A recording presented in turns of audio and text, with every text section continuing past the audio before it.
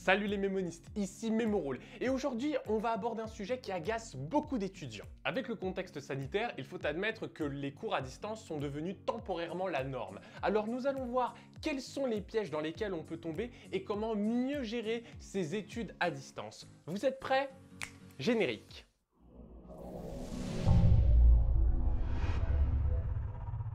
Bon alors les cours à distance c'est un peu comme les cours classiques, sauf qu'on peut parler avec personne parce qu'il n'y a personne et qu'on est chez soi. Waouh! Alors ça c'est profond dis donc. Ok, on va commencer par la base. Faites attention à votre temps. Alors dans certains cours à distance, pas tous évidemment, on nous donne tous nos cours et tous nos supports dès le début de l'année pour nous préparer à l'avance. Et il faut admettre que souvent c'est quand même bien cool. Mais c'est ça le problème. Le fait d'avoir tous ces cours et tous ces supports fait qu'on peut souvent se dire « ça va, j'ai le temps ». Alors au début c'est vrai, vous avez le temps. Mais au fur et à mesure, ça s'accumule, ça s'accumule, ça s'accumule, ça s'accumule. Et vous n'avez pas bougé d'un poil. Alors je peux vous assurer qu'à la fin, vous allez charbonner. Et pas de façon agréable en plus. Alors on va sûrement me répondre « oui mais en présentiel aussi on repousse le travail ». Alors déjà, vous ne devriez pas forcément vous en vanter. Et deuxièmement, c'est bien ça le problème. Parce que le distanciel, c'est beaucoup plus traître. En effet, dans le distanciel, vous n'avez pas forcément de TD, vous n'avez pas forcément de profs qui vous mettent la pression, qui vous rappellent toutes les 10 minutes qu'il faut absolument que vous révisiez 2 heures tous les jours pour réussir vos examens. Non, là vous êtes seul. Et c'est ça le problème, le fait de n'avoir aucune pression extérieure, bien entendu ça a des effets positifs sur notre santé mentale, mais d'un autre côté, ça fait que si on ne se met pas la pression nous-mêmes, eh bien on accumule le travail et c'est là où on rentre dans un cercle vicieux parce qu'on n'a pas de pression, donc on se dit qu'on a le temps et à la fin, bam, tout nous tombe dessus en un seul coup. Mon conseil, c'est de vous créer une petite habitude de travail que vous devrez impérativement respecter. Chaque jour, essayez de vous dire que vous devez réviser 1 ou 2 chapitres ou de réviser 15 minutes ou 20 minutes. Vous n'avez pas besoin de travailler longtemps, mais vous devez travailler tous les jours et vous devez travailler de façon efficace. En vous créant cette petite habitude de travail, vous allez voir non seulement vous allez éviter cette accumulation de travail, mais en plus, vous allez apprendre à travailler avec relativement peu d'énergie. Vous n'aurez pas besoin de faire un effort de concentration et d'attention particulièrement intense parce que vous serez habitué à cela. Au final, vous serez capable de travailler 20 minutes et puis peut-être qu'au bout de 1 ou 2 mois, vous pourrez passer à 40 minutes et puis après 1 heure et vous allez voir, vous allez avoir d'excellents résultats et vous n'allez pas vous fatiguer. Déconnectez-vous de vos écrans.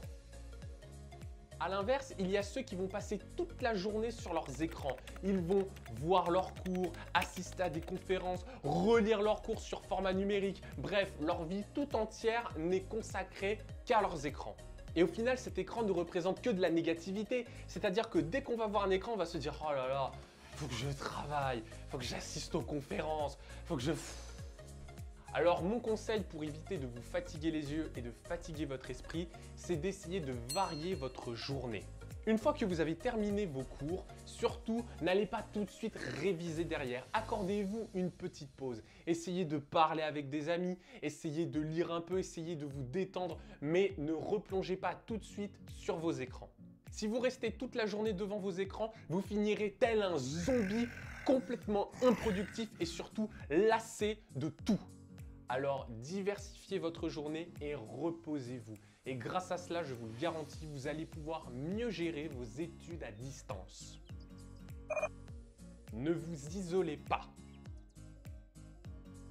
L'un des gros problèmes des études à distance, c'est bien le manque de contact humain. C'est une problématique extrêmement présente, surtout en ce moment où notre activité principale se résume souvent à la mastication d'aliments.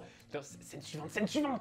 Plus sérieusement, même si vous ne pouvez pas voir vos potes aussi souvent que vous le voudriez, essayez de garder contact avec eux. Appelez-les, envoyez-leur des messages, mais ne vous isolez pas. Essayez d'appeler vos proches ou essayez d'entamer des discussions sur des groupes Facebook, WhatsApp, Telegram. Vous n'êtes pas seul à souffrir d'isolement. Alors croyez-moi, vos messages ne resteront pas inaperçus. Mais surtout, ne sous-estimez pas l'impact que peut avoir l'isolement sur vous. Il faut savoir que la solitude est beaucoup plus meurtrière que le Covid. Et c'est pas moi qui le dis, c'est Poisson Fécond. Ne travaillez pas seul. Alors ce conseil peut se rapprocher un petit peu du conseil précédent, à savoir ne pas s'isoler, mais ce que j'entends par ne travaillez pas seul signifie qu'il ne faut pas hésiter à prendre contact avec vos professeurs ou avec vos pairs si vous rencontrez des difficultés dans vos apprentissages. Alors ça ne veut pas dire qu'il faut que vous envoyiez une vingtaine de messages dès que vous avez le moindre petit problème. Non, bien sûr que non. Mais si vous rencontrez une difficulté majeure qui vous empêche d'avancer et qui vous empêche de progresser, surtout n'hésitez pas à la poser. En général, les personnes adorent répondre aux questions quand ils ont la réponse. C'est un petit peu notre côté professeur refoulé, vous voyez. En général, il y a toujours un outil qui vous permettra de discuter avec vos professeurs, que ce soit par un groupe Facebook, par un groupe WhatsApp, par LinkedIn ou même par un outil mis en place par une université. Bon, arrêtez de vous marrer, ça peut exister. Essayez de faire des travaux en groupe. Là, au moins, vous êtes sûr que tout le monde est chez soi et vous ne rencontrerez pas de situation du style mince, on n'a pas de salle où on peut se poser.